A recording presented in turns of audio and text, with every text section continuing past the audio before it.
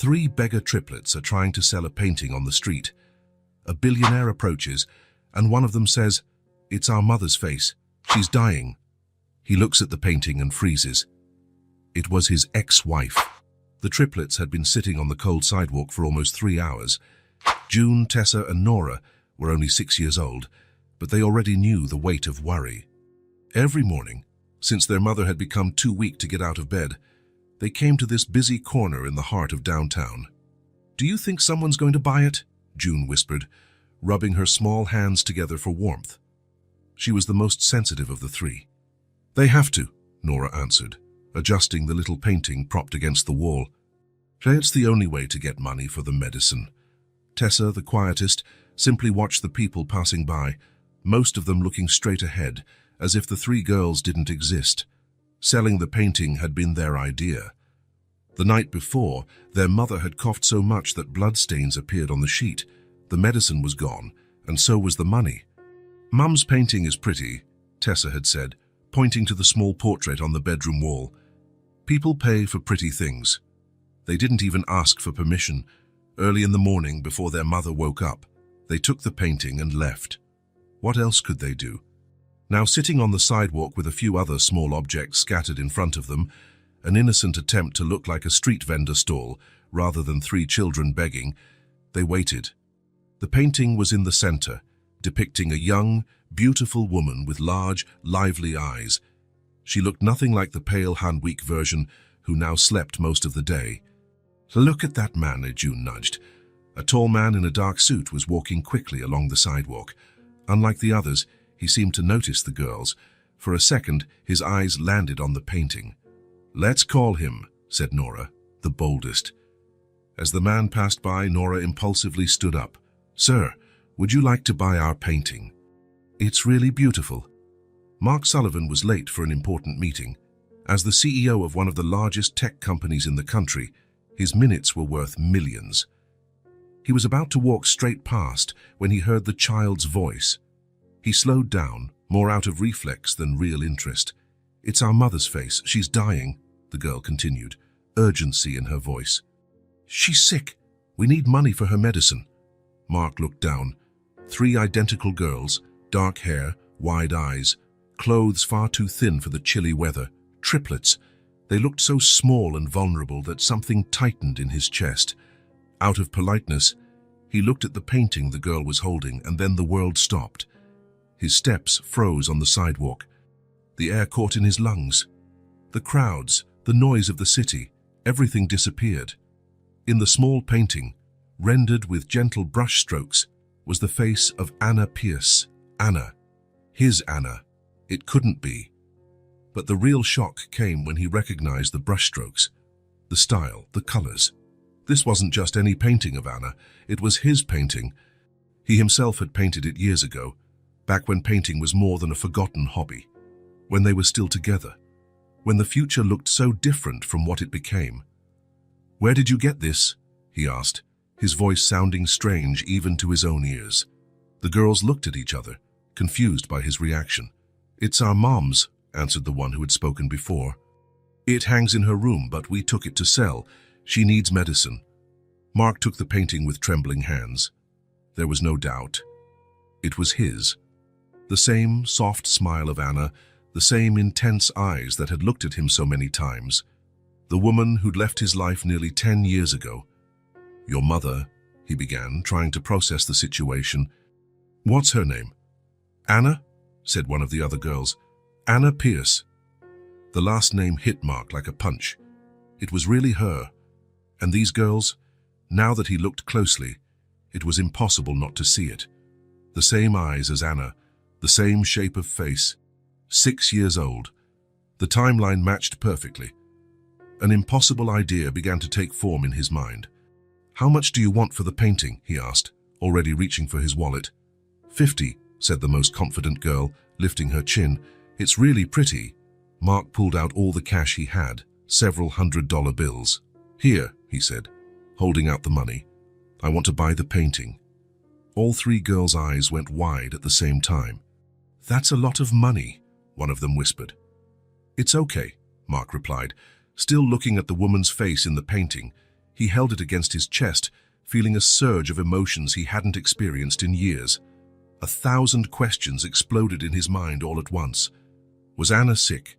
How bad was it? Were these girls his daughters? Why hadn't he ever known? "Where do you—" he began, raising his eyes. But the words died on his lips. The sidewalk was empty. Mark spun around, looking in every direction. The 3 girls had vanished. How was that possible? It had only been a few seconds since he'd given them the money. Children that small couldn't have just blended into the crowd so quickly. "Hey," he called out, taking a few quick steps, searching the passing people. "Girls, wait!" Nothing. It was as if they had evaporated into thin air.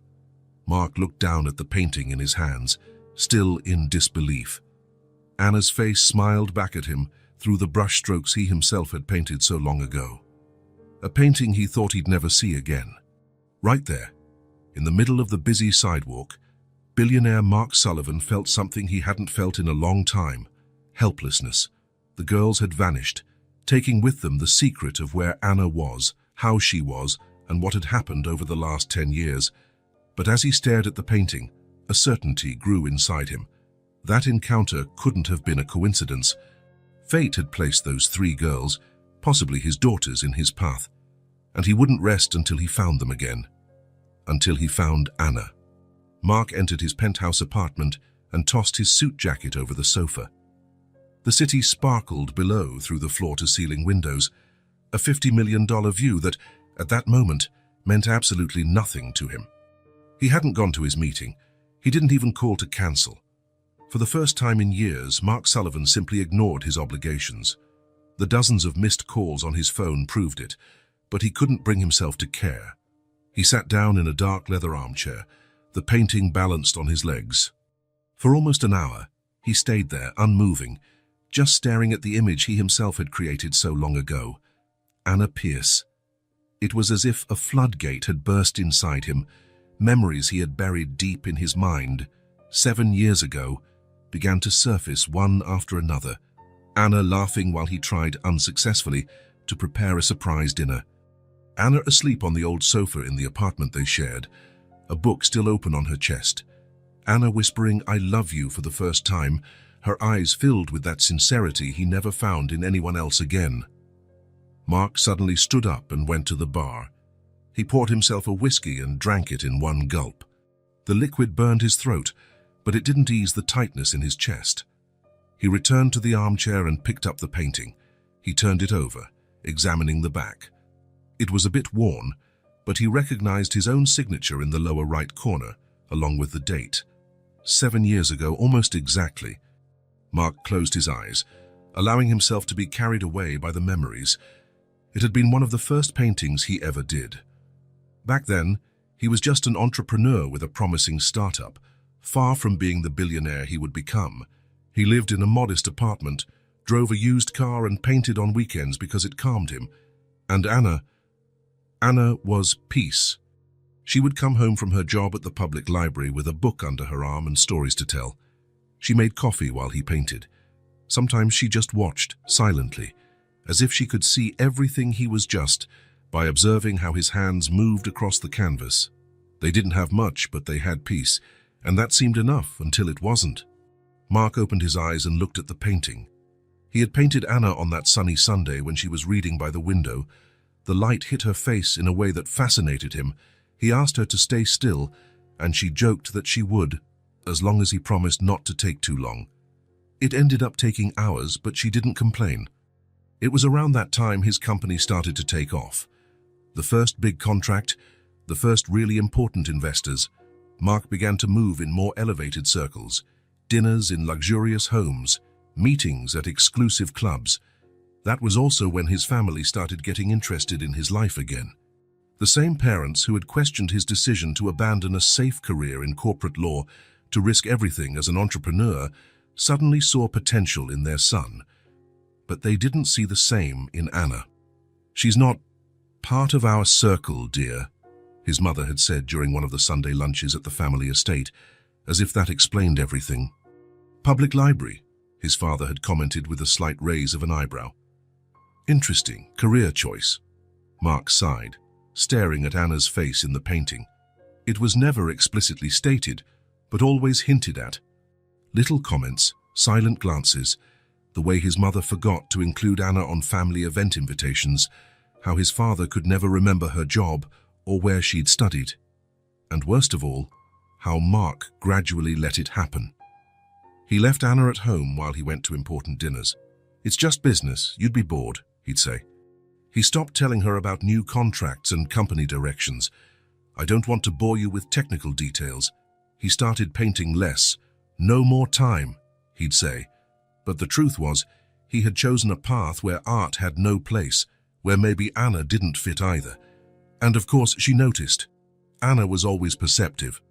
"You've changed," she said one night after he arrived home late from yet another corporate event. "I'm just tired," he replied, not meeting her eyes. "No, you're distant.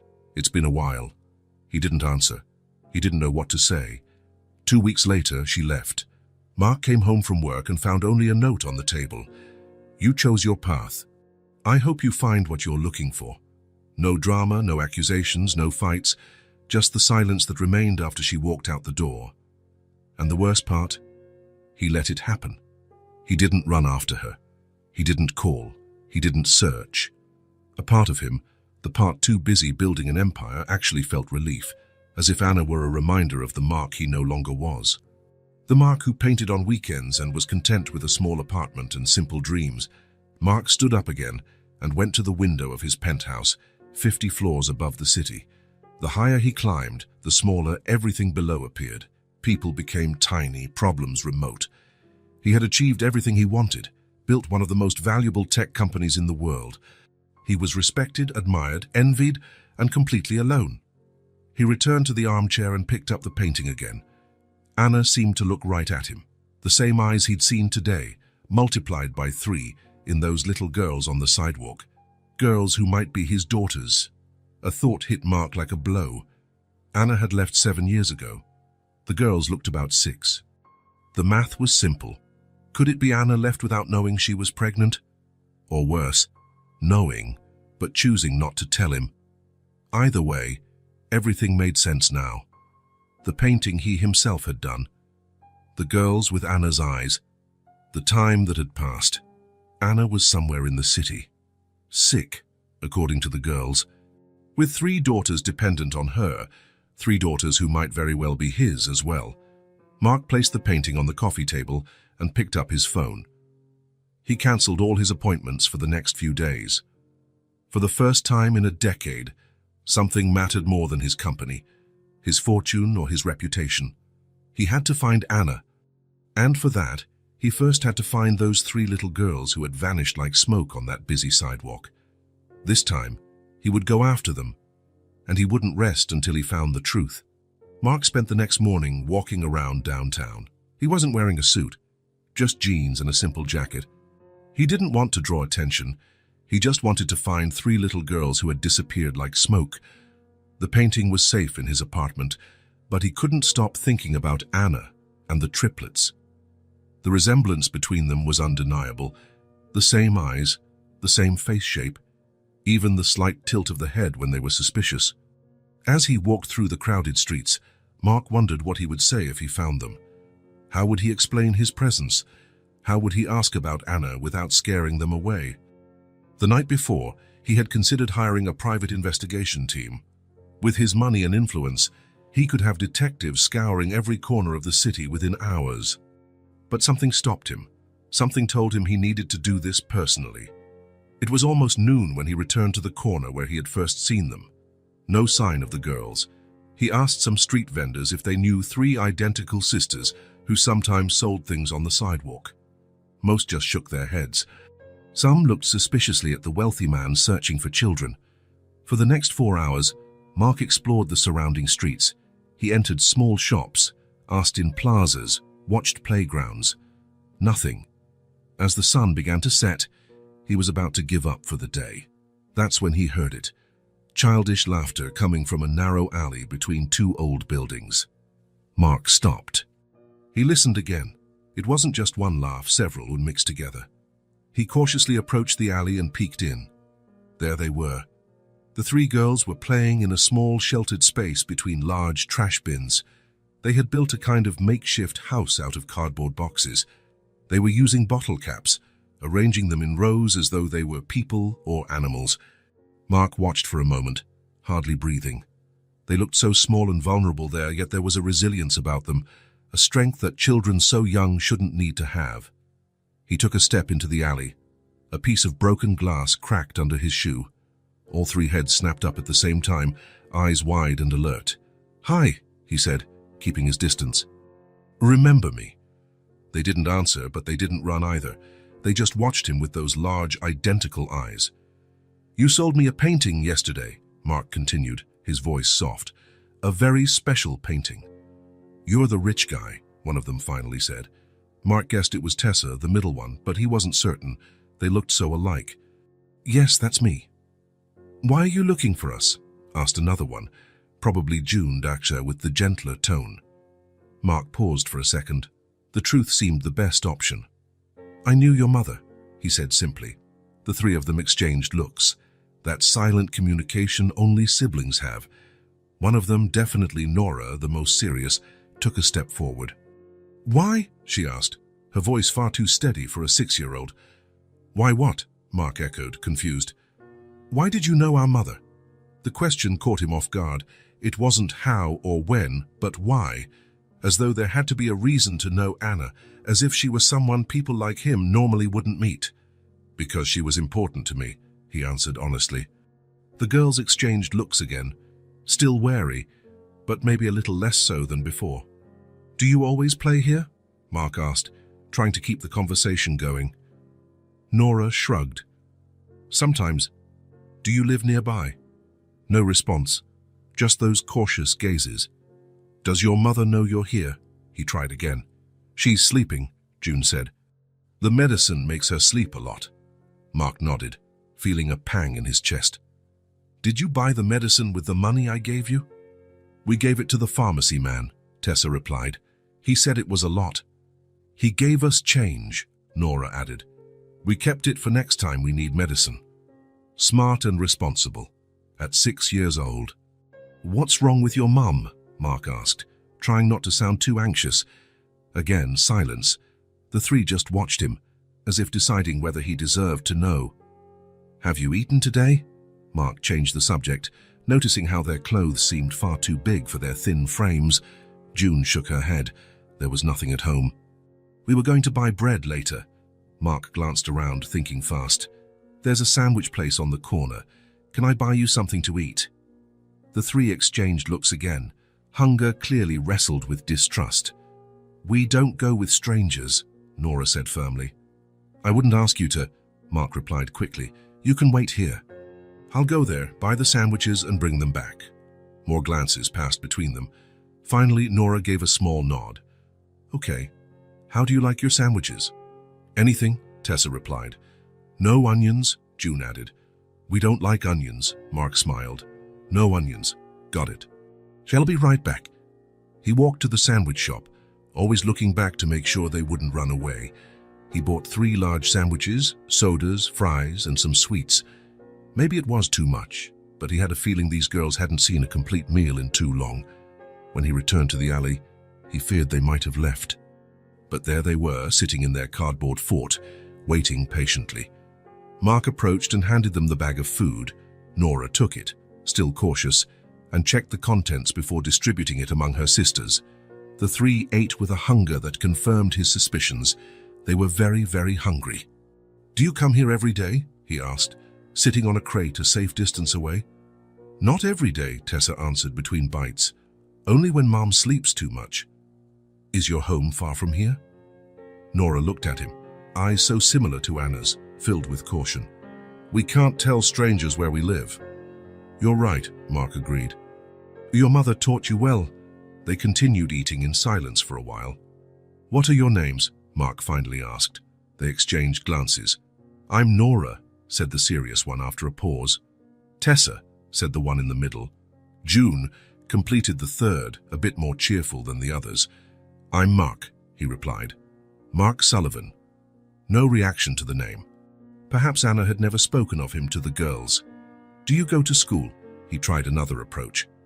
"We study at home," Nora said. Mum teaches us, June added. She knows a lot of things from books. Mark smiled. That sounded like Anna. When they finished eating, the girls looked a bit more relaxed but still distant. He knew he shouldn't push too hard. I need to go now, he said, standing up. But can I come back tomorrow, maybe bring more food?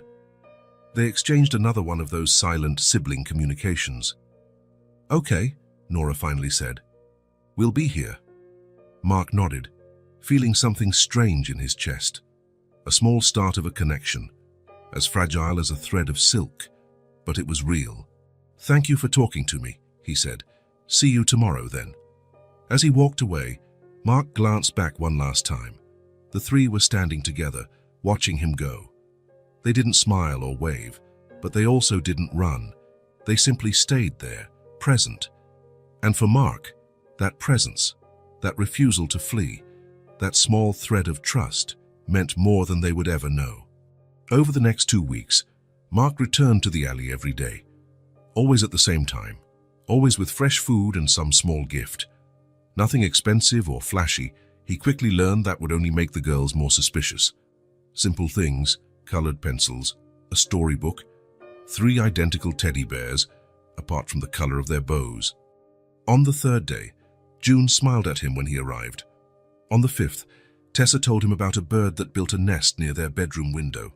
On the 8th, even Nora, the most cautious, asked if he would be coming back the next day. Mark cancelled meetings, delegated responsibilities, ignored calls. His assistant was on the verge of a nervous breakdown, but he didn't care. For the first time in 7 years, something was more important than his company, his wealth, his image. The girls rarely spoke much about Anna. When he asked, the answers were vague. She's a bit better today. The doctor came yesterday. She said she'll be well soon. He didn't press. He knew he had to go slowly, earn their trust one day at a time. On the 10th day, Mark brought ice cream. The 4 of them sat on the ground in the alley, each with a popsicle, and June asked, "Why do you come here every day?" Mark hesitated. The 3 looked at him with those identical eyes, Anna's eyes. "Because I like seeing you," he answered honestly. "Is that all?" Nora insisted. He took a deep breath. "And because I really want to see your mother again." They exchanged looks, that silent communication again. "Were you her friend?" Tessa asked. "I was more than a friend," Mark answered, deciding to be honest. "I loved your mother, very much." More exchanged looks. "Then why aren't you together?" June asked directly. Mark looked at the popsicle melting in his hand. "Because I made a mistake, a big mistake." "What kind of mistake?" Nora insisted. I didn't take care of her the way I should have. I wasn't by her side when she needed me." The girls stayed silent, absorbing that information. "Mom gets sad sometimes," Tessa said suddenly, "when she thinks we're not watching. And she cries when she thinks we're asleep," June added. Mark's heart clenched. "I'm so sorry," he said, and he truly was. Nora, who had been quiet, finally spoke. "Do you want to say sorry to her?" "Yes," Mark replied, "and so much more." Another long moment of silence. "We can take you," Nora said at last, after another one of those sibling glances. "Not today, tomorrow." Mark felt his heart race. "Really?" "But you have to promise one thing," Nora continued, sounding too grown up for a 6-year-old. "What?" "If she doesn't want to see you, you have to leave and never come back." Mark swallowed hard. It was fair. "I promise." The next day, Mark arrived at the alley earlier than usual. He had hardly slept, anxious about seeing Anna after so long. What would he say? How would she react? Was she really as sick as the girls suggested? The triplets showed up right on time, looking as nervous as he felt. "You really came," Nora said, as if part of her expected he wouldn't. "Of course I did." "We told Mom about you," June said. Mark's heart nearly stopped. "And what did she say?" "Nothing," Tessa replied. "She got quiet. Then she said we shouldn't talk to strangers. But we explained you're not a stranger," June added. "You bring food and gifts. And you don't do bad things," Tessa said. Mark tried not to show his nerves. "So she knows I'm here, that I'm going to visit her." All 3 shook their heads in unison. We didn't tell her that part, Nora said. It's going to be a surprise. Mark wasn't sure this was the best plan, but he had no choice but to trust the girls. So, where are we going? Home, June answered simply. It's not too far. The three started walking, and Mark followed. They left the alley, turned a few corners, and entered streets that became increasingly run down. The bright city center was left behind, replaced by older, visibly poorer neighborhoods. After about 20 minutes, they reached a 3-story building that looked old and worn. The exterior paint was peeling, and some windows were patched with tape. We live here, Tessa said. Mark looked at the place, trying not to show his shock. It was a boarding house, but not a good one. The kind of place people lived in when they had no other options.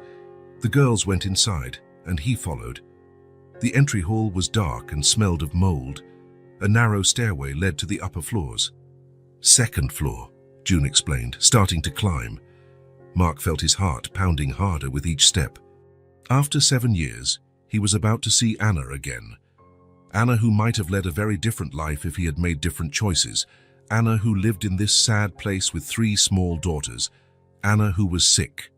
On the second floor, the girls stopped in front of a door with the number 207 painted awkwardly. It's here, Nora whispered.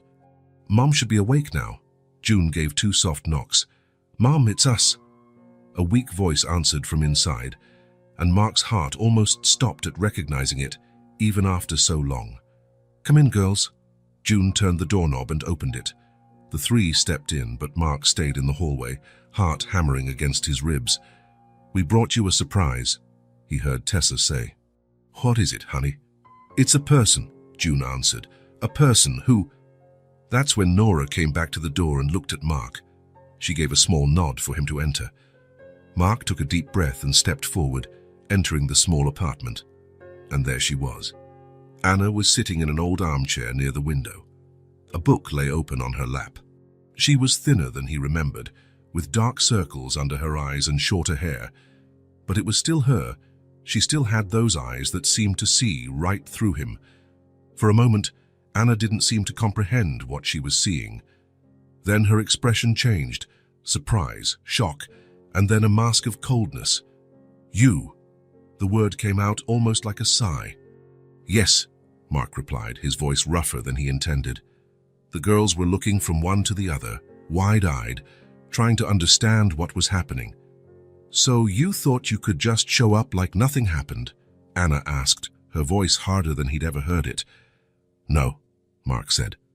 But I needed to see you. The girls brought us Jess, Nora informed, as though it was important to clarify who was responsible. Girls, Anna said, still not taking her eyes off Mark. Go to your room, please. But, Mom? June began. Now. The 3 looked at Mark, hesitant. He gave a small nod, and they left, closing the door to the bedroom behind them. The silence that followed was dense, filled with 7 years of absence. What are you doing here? Anna finally asked. I found the girls on the street. They were selling a painting. One I painted. Something changed in her face, a brief flicker of vulnerability, quickly masked again on, so what? You thought that gave you the right to come back. Anna, You left me alone, Mark, she interrupted, her voice low but firm. And now what do you want? To ease your conscience? Mark took a step closer, but stopped when she raised her hand. No, she said, don't come any closer. Anna, I just want to help. The girls said you're sick. You can what? She scoffed. Of course you can. You became the big-shot businessman you always wanted to be, right? She didn't finish the sentence, but she didn't have to.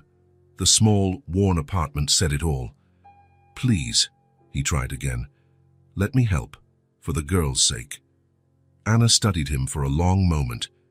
In her eyes, Mark saw anger, hurt, exhaustion, but also something else he couldn't name. Go away, she finally said. Now. Mark felt his heart sink. But he had promised the girls, if Anna didn't want to see him, he'd respect it. All right, he agreed. But if you change your mind. He left the sentence hanging, pulled a card from his pocket, and set it on the small table by the door. My number, anytime. Anna didn't reply. She just sat there, staring at him with the same eyes that had once been his entire world. Mark turned and left. In the hallway, he still heard the door close behind him, but he didn't hear the sound of the lock turning. Anna had closed the door, but she hadn't locked it. Mark spent the night wide awake. In his luxurious apartment, overlooking the entire city, he paced back and forth like a caged animal. He couldn't get the image of Anna out of his head, so thin, so pale, yet still with that gaze that disarmed him completely. And the girls. 3 little ones with their mother's eyes and, he was now almost certain, his stubborn chin. There was no denying it anymore. The triplets were his children, children he never knew he had, children who grew up without him. While the city slept below, Mark made a decision. He wouldn't be pushed away again, he wouldn't back down. No matter how much Anna resisted, he needed to be present now. For the first time since founding his company, Mark called his VP and announced he was taking an indefinite leave of absence. "Is everything all right, Mark?" The worried voice came through the line. "No," he answered honestly, "but it will be." By 8 in the morning, he was back at the rundown boarding house. He had stopped at a cafe on the way, buying coffee, hot chocolate, bread, pastries, and fruit. Enough food for 4 people, but he suspected Anna and the girls hadn't been eating properly for a long time. He stood in front of door 207 and took a deep breath before knocking. After a few seconds, the door opened just enough for Tessa's eye to appear in the gap. "Hi, Tessa," Mark said, trying to smile. "I brought breakfast." She looked at the bags in his hands, hesitant. "My mom doesn't want to see you," she said quietly. Mark nodded. He'd expected that. "That's okay. Just tell her I'm not leaving until she hears me out." Tessa studied him a moment, then closed the door without another word. Mark placed the bags of food on the floor near the door and sat down in the hallway, leaning against the opposite wall. He'd brought a book, but couldn't focus on reading. Every minute felt like an hour. After some time, the door opened again. This time, June peeked out. She looked at Mark sitting on the floor, then at the bags. "Can I get the food?" she asked softly. "Of course," Mark replied. "It's for you." The girl grabbed the bags quickly and shut the door again. Mark stayed put. An hour passed, then 2. He checked emails on his phone, replied to a few urgent messages, but didn't budge. Around 11, the door opened again. All 3 girls emerged, watching him curiously. "You're still here," Nora said, sounding surprised. "I told you I wouldn't leave," Mark answered simply. "Mom said we can go play in the courtyard downstairs," Tessa informed him. "Are you going to stay here the whole time?" "I am." They didn't seem to know how to react. In their experience, adults rarely kept their promises. "Why do you want to see Mom so bad?" June asked. Mark thought for a moment. How to explain something so complex to 6-year-olds? "Because I made a mistake a long time ago and I want to fix it." "What kind of mistake?" Nora persisted. "I left your mom alone when I shouldn't have." They exchanged another look. That silent connection. "We'll be back later," Nora said finally, and the 3 headed down the stairs. Mark remained there, seated in the dimly lit hallway. Around lunchtime, he heard movement inside the apartment. Someone, likely Anna, moving around. He wanted to knock, to try again, but he resisted. Patience was key now. By about 2 in the afternoon, the girls returned. They looked like they'd been playing hard. Their hair was messy and their clothes were smudged with dirt. "You're still here?" Nora asked, lifting an eyebrow in a way that reminded him so much of Anna it almost hurt. "Still here," Mark confirmed. "We're hungry," June stated outright. Mark smiled and stood up for the first time in hours. His back ached from sitting on the hard floor. "I can get you something. What do you want to eat?" They exchanged glances again. "Pizza," Tessa finally said, and the other 2 nodded enthusiastically. "Pizza it is," Mark agreed. "But for 4, your mom needs to eat too." The girls didn't object. Mark made a quick call, and 20 minutes later, a confused delivery person arrived at the rundown boarding house with 3 large pizzas. Mark paid and handed the boxes to the girls. Nora took them while June opened the apartment door. Before entering, Tessa turned back. "Thanks," she said timidly. "You're welcome," Mark replied. "After you eat, Please tell your mum I'm still here, that I won't leave until I talk to her." Tessa nodded and shut the door. Mark returned to his spot in the hallway. Afternoon turned into evening. The hallway grew even darker, lit only by a weak bulb at the far end. Other tenants passed by occasionally, eyeing the well-dressed man sitting on the floor. Around 7 at night, an older gentleman who lived at the end of the corridor stopped beside him. "You've been here all day," he commented. "Yes," Mark replied. "Woman troubles, huh?" The man chuckled quietly. "It always is," Mark smiled faintly. "Something like that. Good luck, son. Sometimes we gotta be stubborn." And he went on his way. By 8, the door to 207 opened again. The girls, now in pajamas, looked at him with renewed surprise. "You haven't gone home?" June asked. "Not yet." "Aren't you tired of sitting?" Tessa asked. "A little," Mark admitted. "But it's worth it.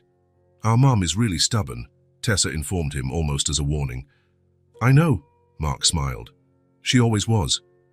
They watched him for a few more seconds. Then Nora spoke. "We're going to bed now." "Good night, then," Mark said. "Dream of good things." They went in and closed the door, but not before casting curious glances at the man who refused to give up. Mark remained there. 9 o'clock, 10, 11. The hallway was completely silent now. Most of the residents had settled in. His back hurt, his legs were numb, but he didn't move. Just after midnight, the door next to 207 opened and a young woman stepped out. She looked at Mark curiously. "Are you a friend of Anna's?" she asked in a low voice. "Yes," Mark replied, not wanting to go into detail. "Do you know her well?" "We're neighbors," the woman shrugged. "She keeps to herself, but her kids are adorable. It's a shame she's so sick." "Do you know what she has?" Mark tried, attempting not to sound too anxious. "Not exactly. She never talks about it, but I've seen the medicines she takes. They're strong and expensive." Mark nodded. "Does she have any help, family, friends?" The woman shook her head. "Just the girls. They act like little nurses, more responsible than children should ever have to be." It twisted Mark's heart. 6-year-olds shouldn't have that burden. "Thank you," he said, and the woman continued on her way. The night wore on. Mark checked the time. 1:15 a.m. He was exhausted, but he refused to sleep, not when he was so close. Then he heard the first sound. A dull thud from inside apartment 207. Mark straightened up, edge alert. Another sound, something falling. Then a scream. "Mommy!" He jumped to his feet, heart pounding. He banged on the door. "Anna? Girls, is everything okay?" No answer, just the sound of movement inside. Mark knocked again, harder. "Anna!" Suddenly, the door flew open. Tessa stood there, eyes wide with fear, tears streaming down her face. "He's still here," she shouted over her shoulder. "Mommy fell." Mark didn't hesitate. He stepped into the dimly lit apartment and saw Anna on the floor near the bathroom door. June and Nora were kneeling beside her, trying to wake her up. "Mom," June called, trembling. "Wake up, Mum." Mark knelt beside Anna. Her face was even paler than before, a thin layer of sweat on her forehead. He pressed 2 fingers to her neck to check her pulse. "She's breathing," he told the girls, trying to sound calm. "But we need to get her to the hospital." Without hesitation, Mark scooped Anna up into his arms. She was frighteningly light, as if she weighed nothing at all. He could feel her bones through the thin nightgown, and his heart constricted further.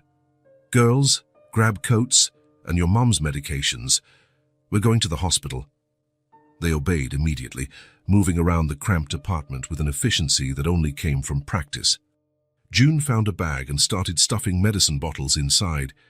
Nora grabbed a thin coat and draped it over Anna.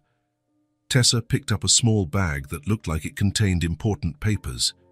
"Ready?" Nora said after a few minutes. Mark nodded and headed for the door, still carrying Anna. The girls followed closely. "Call a car, now," he told Nora, who held his phone. She nodded and made the call, speaking to the taxi service with a surprisingly steady voice for a 6-year-old. They descended the stairs in silence, Mark focusing on not stumbling while holding Anna. She was still unconscious, and that worried him more every second. By the time they reached the building's entrance, the taxi was waiting. The driver gave them a strange look, a man carrying an unconscious woman, followed by 3 identical little girls. "St. Mary's Hospital," Mark said, carefully getting in while still holding Anna. "As fast as you can." The girls settled into the back seat, their eyes fixed on their mother. The driver nodded and pulled away. During the ride, Mark held Anna against his chest, feeling her fragile body with every curve and break. He couldn't believe the woman in his arms was the same strong, vibrant Anna he had once known. At one point, she stirred slightly and opened her eyes just a sliver. "Mark," her voice was barely audible. "I'm here," he answered, holding her hand. "Stay with me. Please." Her eyes closed again, but her fingers squeezed his ever so lightly, a small sign that, despite everything, she was still fighting. In the back seat, the girls watched in silence, their small faces etched with a concern no child should ever know. June clutched the bag of medicine tightly. Tessa kept her eyes on her mother, as if she could keep her alive by sheer will. Nora, always the most serious, always the strongest, held her sister's hands, projecting a confidence she didn't feel. Mark looked at these 3 little ones, his children, though they didn't yet know it, and silently promised he would always be there for them. He wouldn't leave, not this time, not. The taxi sped through the sleeping city toward the only hope they had now, medical help for Anna. On the way to the hospital, holding Anna's cold hand between his, Mark knew his life had changed forever. He was no longer just the billionaire tech mogul who had built an empire. He was the man who had found something infinitely more valuable, and who would do anything not to lose it again. The waiting room at St. Mary's Hospital was a limbo, neither heaven nor hell, just a space suspended in time where people waited for news that could change their lives forever. Mark sat in one of the blue plastic chairs, his back straight, eyes glued to the door the doctors would come through. Beside him, the triplets settled as best they could. Tessa rested her head on his right arm, nearly asleep. June fiddled distractedly with the hem of her shirt. Nora, as always, stayed alert, her gaze shifting between that same door and Mark's face. Morning had come. Anna had been rushed off for tests as soon as they arrived, hours ago. Mark used his name, influence, and credit card to ensure she got immediate attention. A nurse had suggested placing the girls in the social services area, but he firmly refused. "They stay with me," he had said, in a tone that allowed no argument, and so the 4 of them waited. Time dragged by. One nurse brought hot chocolate and crackers for the girls. A doctor appeared briefly to say Anna was stable but needed more tests. "Has she woken up?" June asked, her voice small. "Not yet, honey," the doctor answered kindly, "but she's breathing well, and that's a good sign." After the doctor left, Mark noticed the girls watching him. "What is it?" he asked, trying to smile. "Why are you doing all this?" Nora asked bluntly. Mark pondered for a moment. He didn't want to lie. "Because I care about your mother," he replied, "and about you." "But you barely know us," Nora insisted. Mark looked at the 3 identical faces. He didn't know how to tell them what he suspected, that they were his daughters, that it was actually his right to know them from birth. "Sometimes," he said carefully, "we care about people even if we don't know them very well." The girls seemed to think about that. "How are you going to pay for all this?" Tessa asked suddenly, glancing around at the well-equipped hospital. "Mom always says hospitals cost a lot of money." "Don't worry about that," Mark assured her. "I have the means. I can pay." Another set of exchanged looks. "Are you really rich?" June asked, with the directness typical of children. Mark couldn't help but smile. "Yes, I own a big company." "What kind of company?" Nora wanted to know. "Technology. Computers, phones, that sort of thing." "Cool," June said, sounding genuinely impressed. Their conversation was interrupted when the door opened and a middle-aged doctor entered. He wore that neutral expression medical professionals learn to maintain, but something in his eyes made Mark's heart tighten. "Mr. Sullivan?" the doctor called. "May we speak in private?" Mark glanced at the girls, uncertain. "They're Ms. Pierce's daughters," he explained. "Can they stay here?" The doctor nodded, and Mark stood, following him to a quieter corner of the room. "How is she?" he asked at once. The doctor drew a deep breath. "We've stabilized the patient, but the situation is serious. We ran several tests and—" He hesitated, choosing his words. "Mr. Sullivan, Ms. Pierce has cancer, non-Hodgkin's lymphoma, in a fairly advanced stage." Mark felt like he'd been punched in the stomach. Cancer. The word no one wants to hear. "How advanced?" he managed to ask. "Stage 3, nearly 4. Multiple lymph nodes are affected, and the spleen is involved. The fainting was caused by severe anemia, likely from the disease and possibly worsened by inadequate medication." "Inadequate medication?" "From the tox screen, it looks like she was taking strong painkillers, but not the specific treatment for her type of cancer. I assume she couldn't afford the proper treatment." Mark closed his eyes briefly, absorbing the blow. Anna was dying, alone, without proper care, while he lived in his penthouse, oblivious to everything. "What are her chances?" he asked, opening his eyes again. The doctor hesitated. "It's hard to say without more study, but with adequate treatment, about a 50% chance. Without treatment—" He left the sentence unfinished. "What is the proper treatment?" "A combination of intensive chemotherapy, possibly radiation therapy, and depending on the response, a stem cell transplant. It's a long, painful, exhausting process, but it's her best chance." Mark nodded, resolute. "I want her to have the best possible care. A private room, the best medical team, the best medication. Money is no object." The doctor studied his face for a moment. "Are you a relative of the patient?" "Not exactly. Mark hesitated. What was he to Anna now? Ex-boyfriend? Father of her children? A stranger? "I'm family," he said at last, "and I'll take care of her and the girls." The doctor nodded, seeming satisfied. "All right. I'll arrange everything. Ms. Pierce is still unconscious, but she should wake in the next few hours. Once she's stable, we'll transfer her to a private room. And when can treatment start? As soon as she's strong enough, maybe in 2 or 3 days." "Thank you, doctor." The doctor shook his hand and left. Mark stood there for a moment, trying to process everything. Anna had cancer. Advanced stage. 50% chance. Numbers and statistics that suddenly meant everything. When he returned to the girls, their anxious faces nearly made him break down. "What did the doctor say?" Nora asked immediately. "Is Mom going to be okay?" Mark sat back down among them. How to explain something so complicated and scary to 6-year-olds? "Your mom is sick," he began carefully. "It's called cancer." "We know what cancer is," Nora said. "Our neighbor died from it last year." Mark swallowed. Of course they knew. Children absorb everything, especially suffering. "Your mom is going to start treatment," he continued. "It will be hard and sometimes she might feel even worse before she feels better. But the doctors will do their best to help her." "Is she gonna die?" June asked bluntly, her big eyes full of fear. "We're going to do everything possible so that doesn't happen," Mark said firmly. "She'll have the best doctors, the best medicines." "Promise," Tessa pressed. "I promise." They seemed to accept that, at least for now.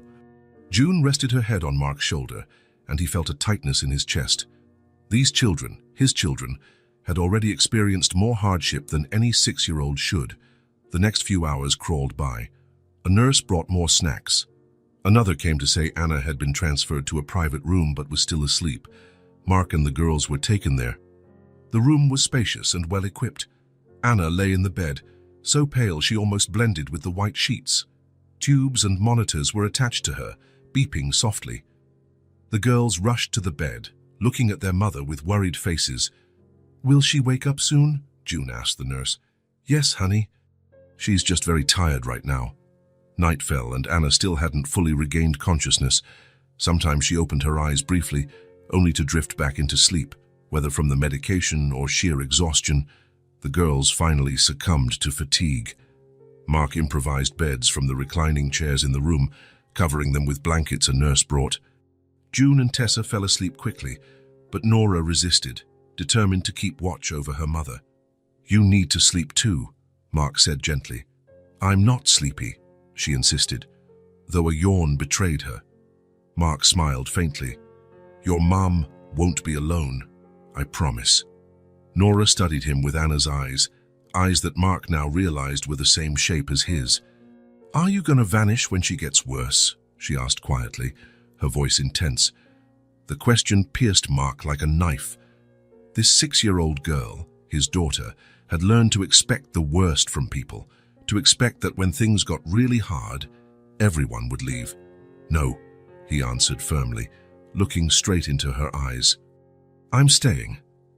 Nora held his gaze for a long moment, as if trying to see the truth behind his words. Then she slowly nodded. Okay, she said simply, closing her eyes. Mark remained there, seated between Anna's bed, where she fought a terrible illness, and the chairs where his daughters slept. Daughters who still didn't know they were his. Daughters who had already learned not to trust adults' promises. I'm staying, he repeated softly, more to himself than anyone else. A promise, a vow. This time, he wouldn't walk away. This one is good, the realtor said, opening the door to yet another apartment. 3 bedrooms, fully equipped kitchen, secure building. And the best part, it's just 4 blocks from the hospital. Mark looked around. It was simple compared to his penthouse, but it was spacious and clean. Natural light poured through the large windows, illuminating the somewhat worn wood floors. What do you think? He asked the girls. They explored curiously. June opened and closed all the kitchen cabinets. Tessa checked the bedrooms. Nora peered out the window, evaluating the view. There's a bathtub, Tessa reported, returning to the living room. Mom always wanted a bathtub. Mark nodded, feeling the weight of those simple words. How many basic things had Anna wished for and couldn't have? You like it? He pressed. They looked at each other, that silent communication again. It's nice, June said at last. But isn't it really expensive? Mark almost smiled at a 6-year-old worrying about money. Don't worry about that, he assured her. We can stay here while your mom's in the hospital. More glances passed between them. Are we going to live with you? Nora asked bluntly. Without Mom? Just until she gets better, Mark replied. You can't stay on your own, and I promised I'd take care of you. It was a temporary arrangement they'd discussed with the doctors and a social worker. Anna would remain hospitalized for at least a few weeks to start chemotherapy. The girls needed a guardian, and Mark had volunteered immediately. The social worker wanted to place you with a foster family, he explained, but I thought it would be better if you stayed with me. That way, you can visit your mum every day. The girls seemed to consider his words. What about our stuff? Tessa asked. We can go back to the boarding house today, Mark said. Bring anything you want. After a few seconds, Nora nodded, apparently making the decision for all 3. Okay, Mark turned to the realtor. We'll take it. I can sign the lease right now. 2 hours later, Mark had the keys in hand and a 6-month lease. The realtor, impressed by how quickly the transaction was done and the advance payment, promised the final cleaning would be done that afternoon so they could move in the next day. Mark took the girls back to the hospital to visit Anna. She was awake but weak, dark circles under her eyes. She smiled faintly when they ran in, jumping on the bed to hug her. Mark stayed back, giving them space. His relationship with Anna was still tense. She accepted his help but spoke little, avoiding being alone with him. We're going to live with Mark while you stay here, June announced, always direct. Anna looked at Mark, and he saw a mix of emotions in her eyes, gratitude, worry, and something else he couldn't identify. Just until you're out of the hospital, Mark assured her. It's an apartment near here. The girls can visit you every day. Anna closed her eyes for a moment and nodded. Thank you, she said simply. It was the first time she'd thanked him directly, and Mark felt it like a small victory. The next day, they moved in. Mark hired a small crew to pick up the girls' belongings from the boarding house. There wasn't much, it all fit in a few boxes. Clothes, books, a few toys, and the few things of Anna's the girls insisted on bringing. Some books, a photo frame with a picture of the 4 of them, and the old comforter that still carried her scent. The first night was strange. The girls shared one of the bedrooms, insisting on sleeping together in the same bed, even though there were 3 beds available. Mark slept in another room, leaving the 3rd empty.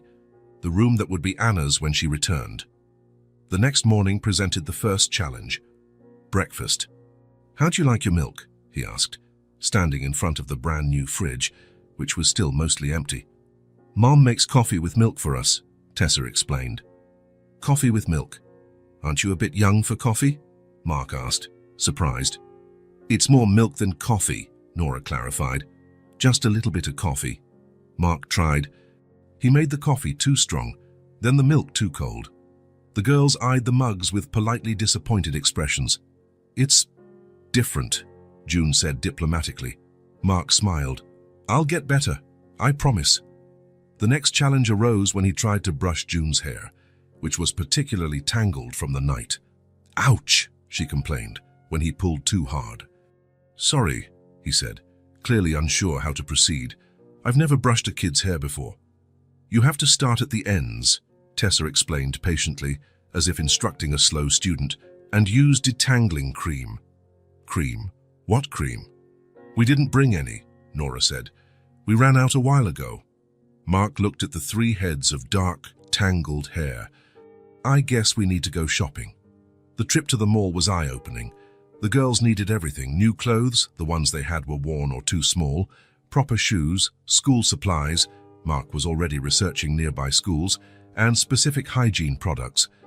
Mark had never noticed how many different types of children's shampoo there were, or how many dress styles a 6-year-old might want to try on. Nora, ever practical, chose simple, durable clothing. Tessa liked colorful things with floral prints. June wanted anything that sparkled or had sequins. 3 identical sisters, 3 completely different personalities. "Do we really have to take all of this?" Mark asked, eyeing the overloaded cart. "No," Nora answered immediately, starting to put some items back on the shelves. Mark felt a pang in his chest. These children were used to hearing no, used to putting things back, used to wanting less, needing less. "Hey," he said gently, "I was joking. We can take whatever you want." June looked at him suspiciously. "Really? Really?" Even so, he noticed they continued to choose carefully, checking prices, opting for sale items. They had learned to live with little. In the following days, a routine settled in. Breakfast? Mark was getting better at making coffee with milk. A morning visit to Anna at the hospital, lunch at home, afternoon activities, drawing, reading, sometimes a movie, another visit to the hospital, dinner, bath, another challenge. He always got the water too hot or too cold, and bedtime. Mark learned how to do simple braids, to distinguish cries of pain from cries of frustration, and to know when a fight between sisters was serious or would blow over in 5 minutes. He learned Nora sometimes needed alone time. Tessa loved being read to, and June had nightmares almost every night.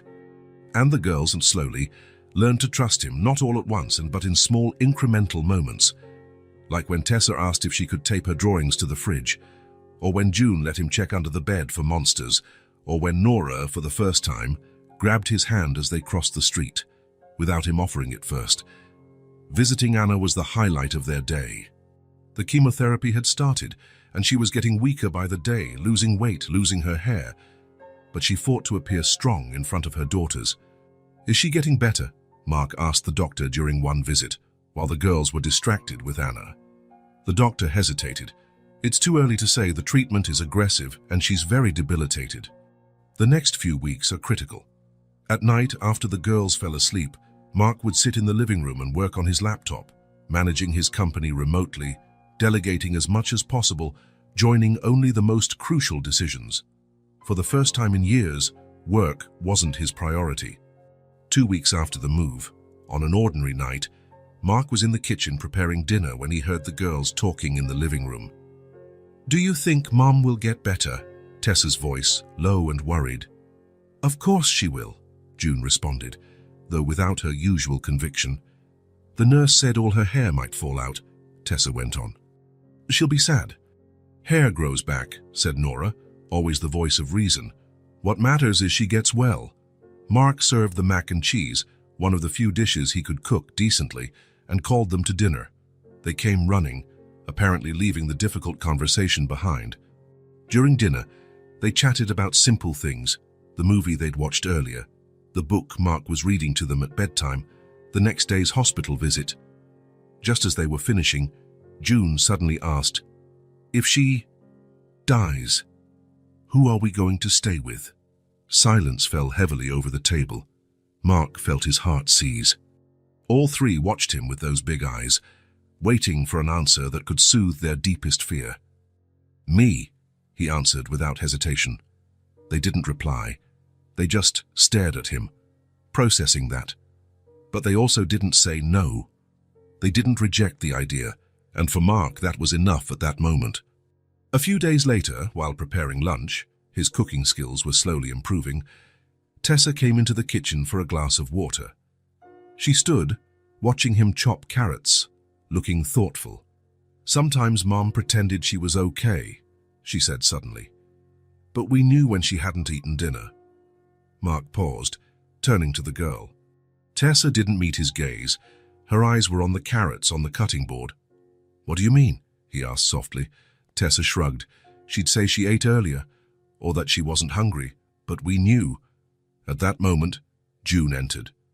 "Knew what?" she asked, grabbing a raw carrot to munch on. "That Mom wouldn't eat so we could have food," Tessa replied. June nodded, as if it were a common fact of life. "She said love was enough," she added, chewing, "but when the roof leaked, it was hard to believe." Mark felt a knot in his throat. He looked at these two small girls, so familiar with sacrifice, lack, hardship. "The roof leaked?" he asked, struggling to keep his voice steady. "In our bedroom," Tessa explained. "There was a hole. We put buckets in, but sometimes it was too late. Mom asked the landlord many times to fix it," June chimed in, "but he never did." Mark nodded, unable to respond. The girls went on chatting about other problems from the old apartment. A faucet that sometimes didn't work, a stove with only one working burner, a shower that gave electric shocks. He listened silently, absorbing every detail of the difficult life Anna and the girls had led while he lived in luxury, oblivious. "I'm going to the bathroom," he said eventually, when he felt he couldn't hold back his emotions any longer. "Keep an eye on the carrots, please." In the bathroom, he locked the door and leaned against it. The tears came silently but powerfully. He cried for the lost time, for the hardships Anna had faced alone, for the girls who had learned too early what scarcity meant. He cried for the father he hadn't been, for the man who had abandoned the woman he loved in the name of comfort and social acceptance. Sitting on the bathroom floor, back against the door, Mark Sullivan, the billionaire CEO of one of the biggest tech companies in the country, finally understood what truly mattered, and he silently vowed again to do everything differently from now on, for Anna, for the girls, and for the man he was finally learning to be. A month had passed since Anna began treatment. A month of highs and lows, of fragile hopes and deep fears. The doctors spoke of a moderately positive response, careful words none of them fully understood. The girls adapted to their new routine. They attended a nearby school and, after initial reluctance, started making friends. The social worker visited regularly, always leaving satisfied with the environment Mark was providing. One particular morning, the house was unusually quiet. The girls had gone to school, and Mark was working on his laptop at the kitchen table when the phone rang. "Mr. Sullivan, this is Nurse Teresa from St. Mary's Hospital." Mark's heart sped up. Calls from the hospital rarely brought good news. "Miss Pierce is asking for you," the nurse said. She urgently wants to talk." "I'm on my way," Mark said, already closing his laptop. The whole drive to the hospital, his mind raced through possibilities. Had Anna's condition worsened? Did she decide she didn't want his help anymore? Or was she reconsidering arrangements for the girls? When he reached her room, he found Anna sitting up in bed, paler and thinner than ever. The chemotherapy had taken most of her hair, now covered by a colorful scarf that June had picked out. But her eyes, those eyes Mark knew so well, were alert, determined. "Hey," he said from the doorway. "The nurse said you wanted to see me." Anna nodded slightly. "Have a seat," she said, indicating the chair beside the bed. Mark did as she asked, watching her carefully. Something was different today. A decision made, a wall finally starting to come down. "Are the girls okay?" she asked. "They're fine. They're at school right now. Nora won a math prize yesterday. Tessa takes art class twice a week. June joined the choir. Anna smiled faintly, and even exhausted, her face lit up at the mention of her daughters. They've never had so many opportunities before. Mark just nodded. He'd learned a lot in recent weeks about the difficult life Anna and the girls had led. Frequent moves as rent prices climbed. Various odd jobs Anna took besides her library work. Occasional help from neighbors when she was too ill to work. A life of constant struggle.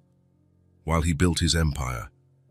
The silence stretched between them, not uncomfortable but laden with meaning.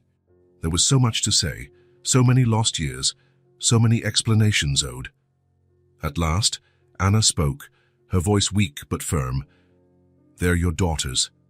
Mark felt the impact of those words, even though he already knew in his heart they were true. He closed his eyes, letting the confirmation wash over him. "I always suspected," he said quietly. "But I didn't want to force you to say it." Anna watched him, searching his face. "Why didn't you ask outright?" Mark took a deep breath. "I guess I was afraid of the answer, afraid you'd deny it, or worse, confirm it. Then I'd have to face the reality of what I'd abandoned." Anna looked away, gazing out the window for a moment. Outside, the world went on, people coming and going, oblivious to the drama unfolding in that hospital room. "I found out I was pregnant 3 weeks after you, after we—" She hesitated, searching for the right words. "After I let you walk away," Mark finished, unwilling to soften his own actions. Anna nodded. "I thought about telling you. I even went to your office once." Mark looked stunned. "I never knew that. I didn't get past reception." She gave a small, sad smile. "Your secretary looked me over and said you were in a meeting with important investors. Asked if I had an appointment." Mark closed his eyes again, imagining the scene. Anna, young and pregnant, gathering the courage to see him, only to be dismissed. "I'm so sorry," he said, knowing the words weren't enough. "That day, I decided I'd raise them alone," Anna continued. "I thought it would be better. You'd made your choice, and it wasn't a life with me." "I was an idiot," Mark muttered, his voice thick with regret. Anna extended her hand, surprising him by taking his, a gesture that hadn't happened since they reunited. "I never asked you for anything," she said, tears brimming in her eyes. "No support, no acknowledgement, no help. I just didn't want them growing up thinking they weren't worth anything." Mark felt a lump in his throat. "How did you do it? How did you raise 3 daughters alone, on a librarian's salary?" "One day at a time," she replied simply, taking any extra job that came along, counting coins, learning to live with less. He recalled the girl's words. "Mum pretended she was okay, but we knew when she hadn't eaten." "You went hungry so they could eat," he murmured, not a question. Anna shrugged, as if it were the most natural thing. Any mother would do the same. Mark tightened his grip on her hand. "But no mother should have to—" Silence fell again, but it was no longer tense, rather a moment of mutual understanding, of truths finally spoken. "Now they have everything," Mark said, "and so do you, if you want." Anna gave a small smile.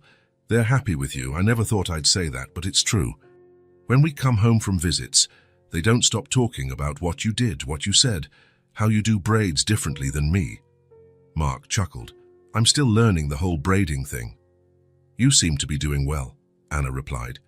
Then, more seriously, "They need a father, Mark, especially now." Mark felt the weight of those words. Was Anna implying she might not be around much longer? "You're going to be fine," he insisted. "The doctors are optimistic." Anna didn't answer directly. She just looked at their joined hands. "I want to make it official," Mark said suddenly. "I want to acknowledge my paternity legally." Anna raised her eyes, surprised. "Are you sure?" "That's a big step. I've never been more sure of anything." The following days were intense. Mark hired the best attorney in the city to handle the paternity paperwork. Soon, he was officially recognized as Nora, Tessa, and June's father. They hadn't told the girls yet. Anna wanted to wait for the right moment when she was a bit stronger. Mark respected her decision, though he was anxious for his daughters to know the truth. 2 weeks later, Mark accompanied Anna for another chemotherapy session. The girls were at school, and the two of them were alone in the treatment room. Anna was hooked up to the equipment, the clear liquid of the medication dripping slowly through the tube into her veins. She looked even more fragile on treatment days, as though all her energy was being drained along with the cancer cells. "Why are you here?" she asked suddenly, breaking the long silence. Mark, checking emails on his phone, looked up, surprised by the question. "What do you mean?" "Why are you doing all this?" she repeated, eyes fixed on him. "Taking care of the girls, paying for my treatment, sitting here through hours of chemo." Mark put his phone away, thinking carefully. "Because I care about you," he finally said, "and now I care about the girls too. They brought you back into my life." It was a simple answer, but genuine. In recent months, Mark had rediscovered what really mattered. Not the million-dollar contracts, the business headlines, the penthouse or the luxury cars. What mattered were those moments when June hugged him goodnight, when Tessa proudly showed off a new drawing, when Nora, always the most reserved, finally smiled at him. And yes, these moments with Anna, even in the hospital, even during difficult treatments. Anna turned her face toward the window, but not before Mark saw the tears she was trying to hold back. Without speaking, he reached out and took her hand. Anna didn't pull away, only squeezed his fingers lightly, as if she needed an anchor to steady herself in a storm of emotions, and they stayed that way in silence. No grand promises, no dramatic declarations, no plans for a future neither could predict. Just presence. The presence Mark had denied Anna 7 years ago, the presence he now offered, demanding nothing in return. "The girls want to cut their hair," Anna said after a long pause, her voice steadier. Mark smiled. "I know. They told me. They want it just like Mom's." "What do you think?" "I think you raised 3 amazing girls," he replied sincerely. "They're brave, supportive, strong like their mother." Anna looked at him surprised. "Even after everything, you don't hate me?" Mark shook his head, shocked by the question.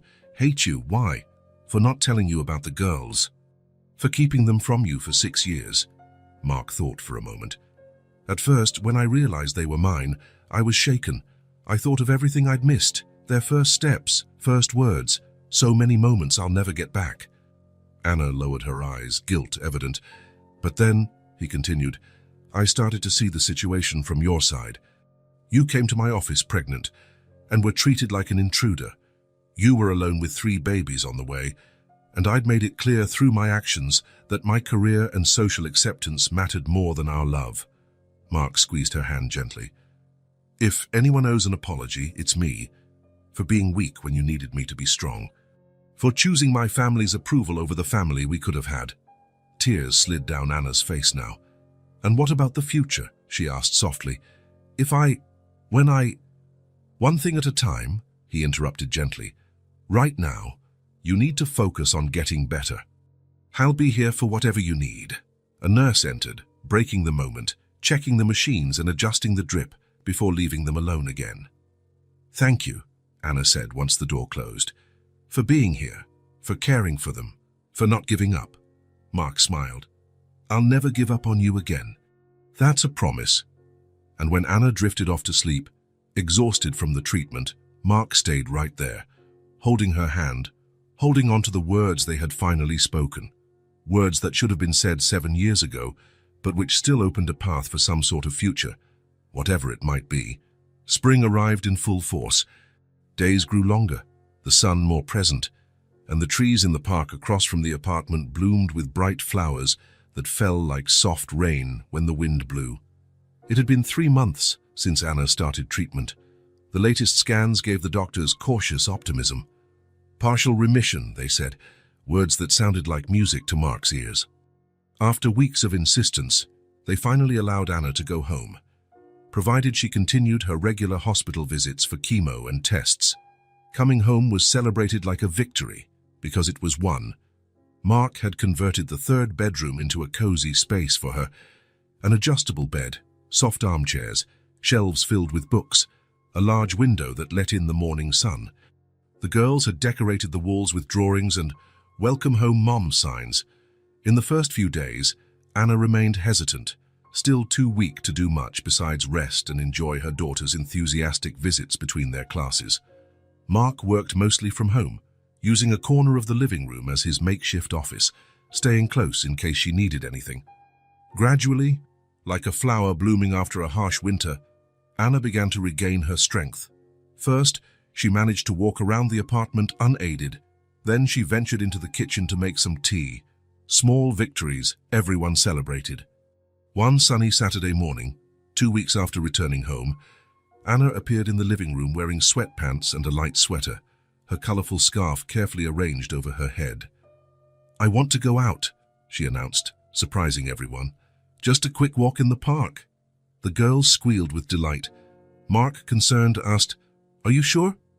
"Isn't it too soon?" Anna smiled. That smile Mark had rediscovered in recent months, which still had the power to light up his entire world. "The doctor said short walks are recommended, and it's too beautiful a day to stay cooped up inside." Mark couldn't argue. 15 minutes later, they were all ready. The excited triplets ran ahead in the hallway of the building. Anna walked slowly, leaning on Mark's arm. "Take it easy," he cautioned when they reached the street. "Relax, I won't collapse," she teased, but she did grip his arm a bit tighter. The park was full of life that morning.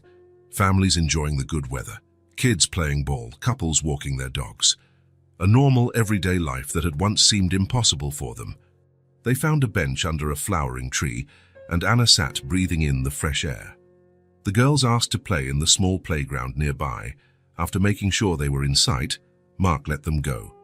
"It's good to see them so happy," Anna said, watching the three run and laugh. Mark nodded, noticing how different they looked now compared to the scared children he'd met months ago.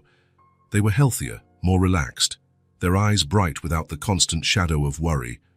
"They're incredible," he said, "strong, like their mom."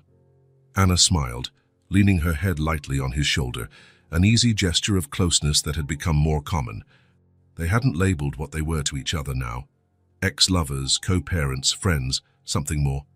They seemed to silently agree not to rush it, to let things unfold as Anna recovered. "You know what I miss?" she asked suddenly. "What?" "Seeing you paint." Mark looked at her, surprised. "Really?" "Yes. It was so beautiful to watch you completely absorbed, creating something out of nothing. Your eyes looked different, more alive." Mark hadn't painted in years. He'd stopped when he lost Anna, as if both belonged to a life he no longer had. The career, the success, the empire, those had replaced his art. "I'm not sure I even remember how," he admitted, with a small smile. "It's like riding a bike," Anna replied, "or you never forget." That casual conversation planted a seed that grew in the following days. Mark started researching painting supplies again, noticing colors in a different way, studying light and shadows like he once did. A week later, while Anna napped after another chemo session, Mark went out and bought a small easel, canvases, paints and brushes, everything he needed. He set up a little painting corner near the window in the living room, overlooking the park. When Anna discovered it, her eyes filled with tears. "You're going to paint again," she said. It wasn't a question, but a statement. "I'm going to try," he answered simply. That afternoon, while the girls were at school and Anna dozed, Mark sat in front of the blank canvas for the first time in 7 years. He felt paralyzed at first, the brush awkward in his hand. But then, almost on its own, his hand began to move. Colors appeared. Shapes took form. When the girls came home, they found him still painting, so absorbed he hadn't noticed their arrival. "What's he doing?" June whispered. "Painting," Tessa answered, fascinated. Nora observed quietly for a moment, then declared, "It's the park. He's painting the park we went to." Mark finally noticed them and smiled, a bit embarrassed for being so lost in his work. "Can I see?" June asked, stepping forward cautiously. "Sure," Mark said, moving aside to reveal the work in progress. Indeed, it was the park with its blooming trees and the playground in the background, but in the foreground there were rough sketches of 4 female figures, 1 adult and 3 children. "That's us," Tessa exclaimed, delighted. "With Mom," Nora added. "It's not finished," Mark cautioned. "There's a lot left to do." It's beautiful, June said, looking at him with a new kind of admiration. In the days that followed, a different kind of routine developed. Mark worked remotely in the mornings, cared for Anna and the girls in the afternoons, and painted at night after everyone had gone to bed. The painting of the park progressed, and new ones emerged. Little studies, sketches, color experiments. Anna slowly regained her strength. Walks in the park became more frequent. Sometimes, she even managed to help prepare dinner, though she tired easily. Her hair began to grow back, fine dark strands that the girls touched reverently, as if they were magic. Life wasn't perfect. There were bad days, when chemo side effects were overwhelming, when exhaustion consumed Anna, when fear of the future loomed like a dark cloud. But there were also moments of pure, simple happiness none of them had known before. Like the afternoon Mark returned from a meeting at the office, one of the rare times he had to go in person, and found Anna and the girls around the kitchen table, surrounded by paper and crayons. "What are you doing?" he asked, setting his briefcase on the counter. "Drawing," June replied without looking up. "There's a school art contest," Anna explained with a smile. "The theme is my family." Mark felt warmth spread through his chest at that word, family. He quietly joined them at the table, watching their work. June was drawing everyone in superhero costumes, complete with colorful capes. Tessa's piece showed a detailed picnic scene in the park, impressive for a 6-year-old. Nora's, ever pragmatic, was simpler but powerful, 5 figures holding hands in front of a house. "5?" Mark asked, counting. Nora pointed to each figure. "Me, June, Tessa, Mom." Then, after a short hesitation, "And you?" Mark felt a lump in his throat. It was the first time the girls had openly shown that they considered him part of the family. That night, after the girls went to bed, Mark found Nora's drawing on the table. Examining it more closely, he noticed something he hadn't before. In the lower corner, in uneven childish letters, she had written, "Our family." Carefully, as though handling something incredibly precious, Mark took the drawing to his makeshift office and removed the photo from an old corporate frame. Nora's drawing fit perfectly in place, replacing the image of smiling executives. The next morning, when Anna saw the drawing framed on the living room wall, she paused, staring at it for a long time. Mark watched her from the hallway, quietly. He saw her gently trace the glass with her finger, outlining the 5 figures holding hands. He also saw her discreetly wipe away a tear. Summer arrived, bringing hot days and even more chances to be outdoors.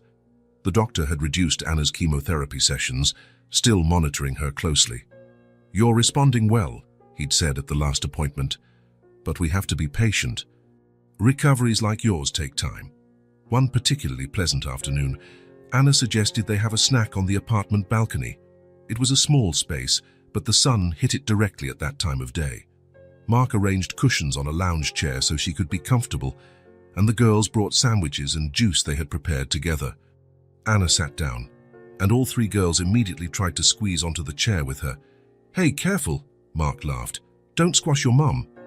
"It's okay," Anna said, opening her arms. "Come on, my little ones." Somehow they all managed to fit, June and Tessa on one side, Nora on the other, each partly in Anna's lap, and she embraced them like a mother hen with her chicks. Mark took out his phone and snapped a photo, wanting to capture the moment forever. "You should paint this," Anna suggested, glancing at him over the girls' heads.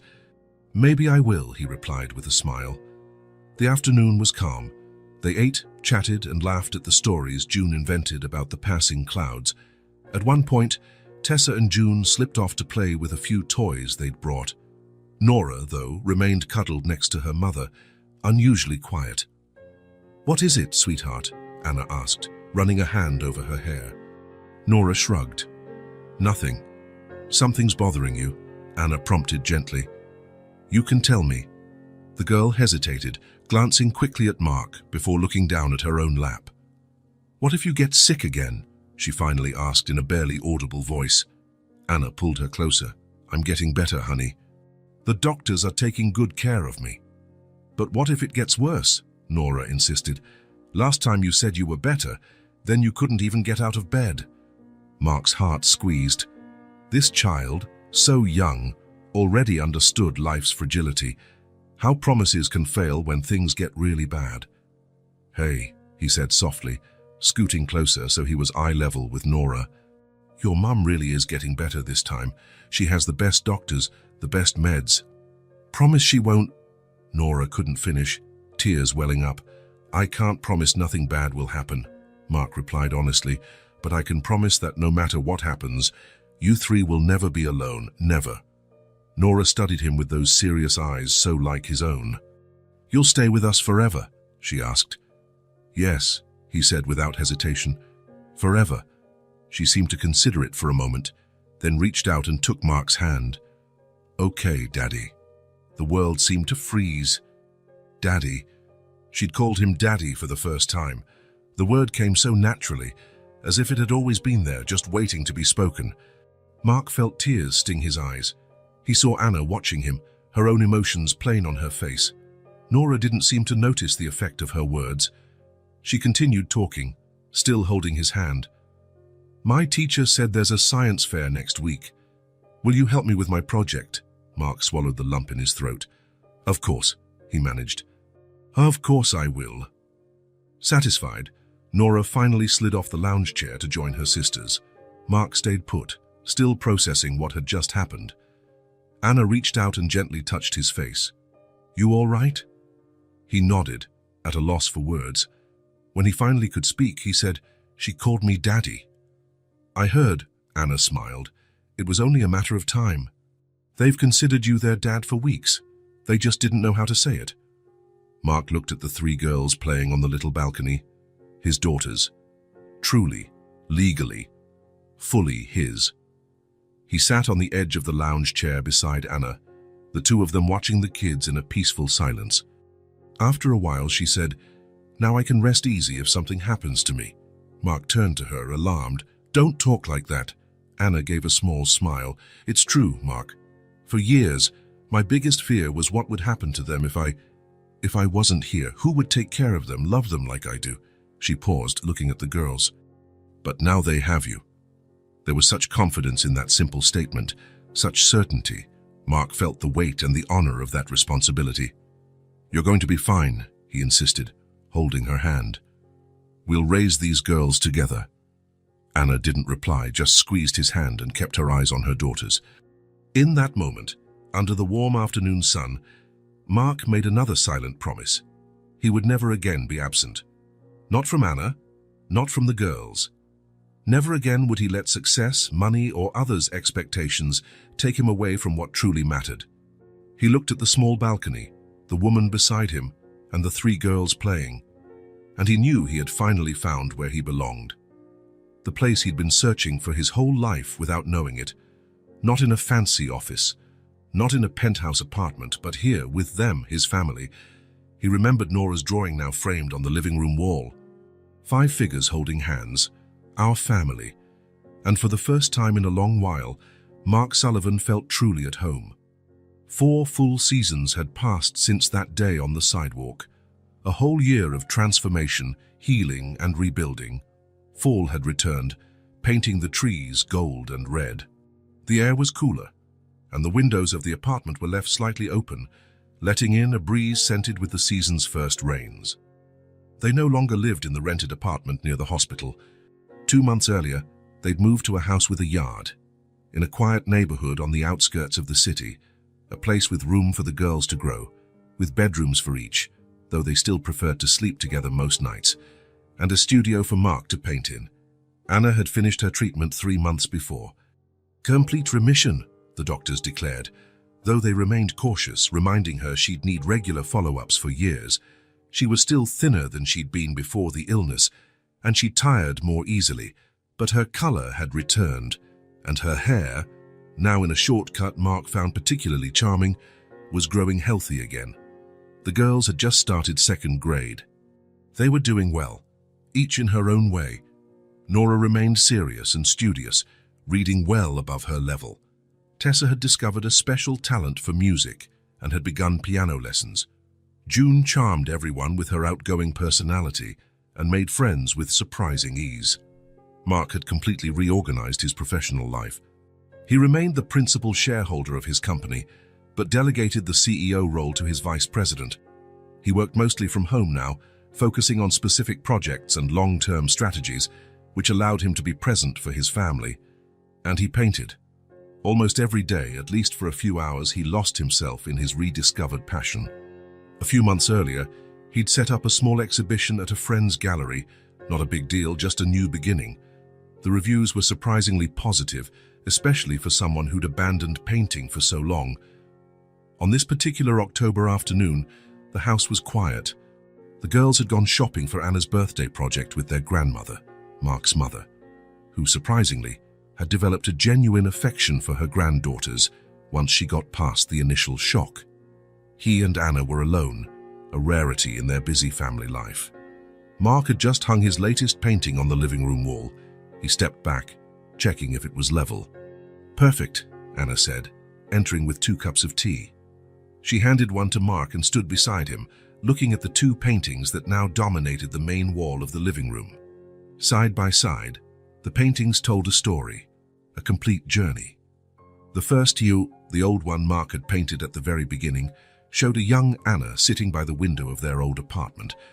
Sunlight fell softly on her face, illuminating the faint smile on her lips as she read.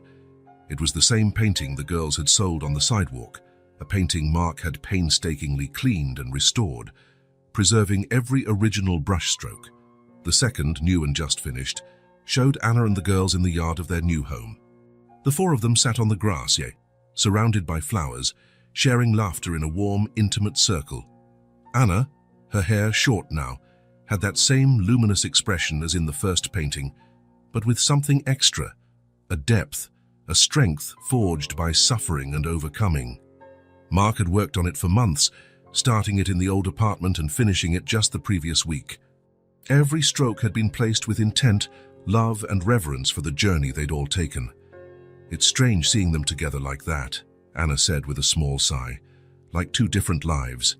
"They are, in a way," Mark agreed, sipping his tea, "but also parts of the same story." Anna reached out and touched the frame of the first painting. "I remember that day," she said with a nostalgic smile. "You asked me to stay still for just 5 minutes, and we ended up spending the whole afternoon there. I pretended to complain, but I actually loved watching you paint." "You were stunning that day," Mark replied. "Actually, you always were." Anna laughed softly. "Oh yes, especially in the mornings after an all-nighter studying, with huge dark circles and crazy bedhead." "Especially then," Mark insisted, and the affection in his voice warmed Anna's heart. They sat on the sofa, still gazing at the 2 paintings, their tea slowly cooling. "Back then," Anna said after a while, "if someone had told me we'd be here today like this, I'd never have believed it." Mark nodded. He wouldn't have believed it either. In those years of frantic ambition, if someone had said his greatest accomplishment would be this simple life with Anna and the girls, he would have laughed. "The girls are so happy here," Anna went on. "I've never seen them like this, so carefree the way children should be. They deserve it and more." Anna turned to him, her eyes searching his. "You came back," she said simply, echoing words she'd spoken before over the past year. But they always carried new meaning. Mark held her gaze. "Because I should have stayed." It was a truth they'd revisited many times during her recovery, his choices, what might have been, the responsibilities he had abandoned. "Sometimes I wonder," Anna hesitated, looking again at the paintings. "Did you really love me, Mark?"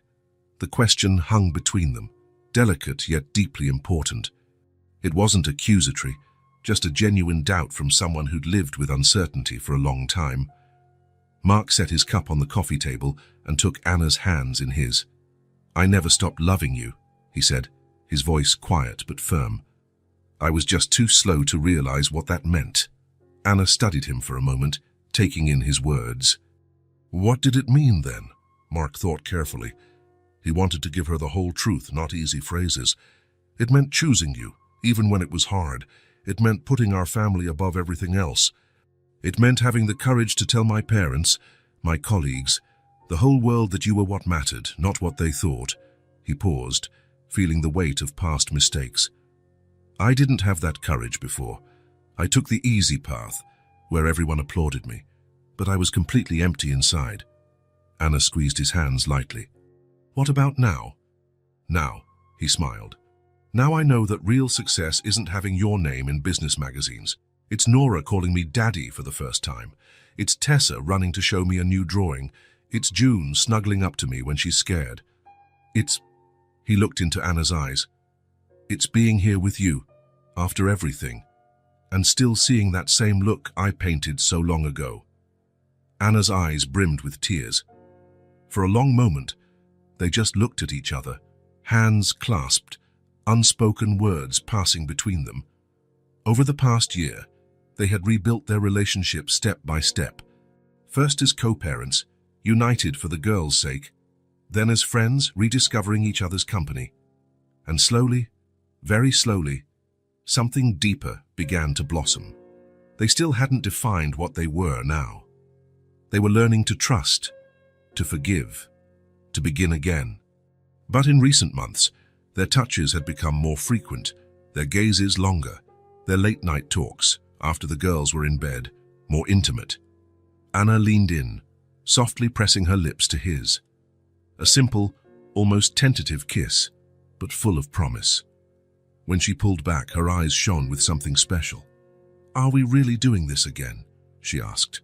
Mark smiled. We're doing something new, he said, something better. The sound of laughter and running footsteps in the hallway interrupted the moment. The door opened, and the three girls burst in, carrying colorful bags, followed by Mark's mother, who looked a bit tired but was smiling. Daddy, Mommy, don't look at what we bought, June shouted, dashing off to hide the bags. It's a secret, Tessa added, running after her sister. Nora, more practical as always, turned to Grandma. Can we start now?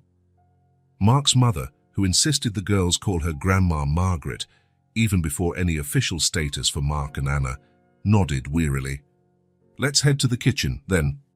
But you have to help me with this mess, she said, flashing a smile at Mark and Anna on the sofa and winking. We're making an early birthday cake. The girls' idea. The triplets had already disappeared in the direction of the kitchen. Mark smiled at his mother. It still felt surreal that she, who'd once been so critical of Anna, now fully accepted her, along with the granddaughters. Thank you for taking them out, Mom, he said. They're my granddaughters, she answered simply, as if that explained everything. In a way it did. When they were alone again, Anna stood up, extending her hand to Mark. Shall we see what they're up to? Before he could reply, June called from the kitchen. Daddy, the cake is ready. Mark laughed. It can't be ready. They just got here. Maybe the idea for the cake is ready, Anna suggested with a grin. Daddy, June called again. Come on. Mark rose, now still holding Anna's hand. He glanced once more at the two paintings on the wall, the past and present side by side. You know, he said, there's still room for one more painting there. Another one? Anna raised an eyebrow. Yes, one that shows all of us. Anna smiled, understanding. Including you.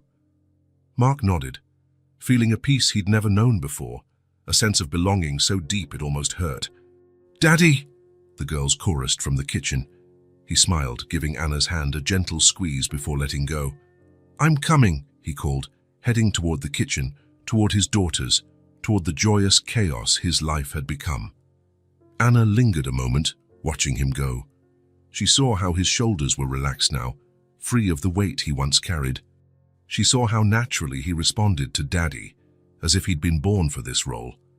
She looked at the two paintings on the wall, the first, a reminder of what they had been, the second, a celebration of who they were now.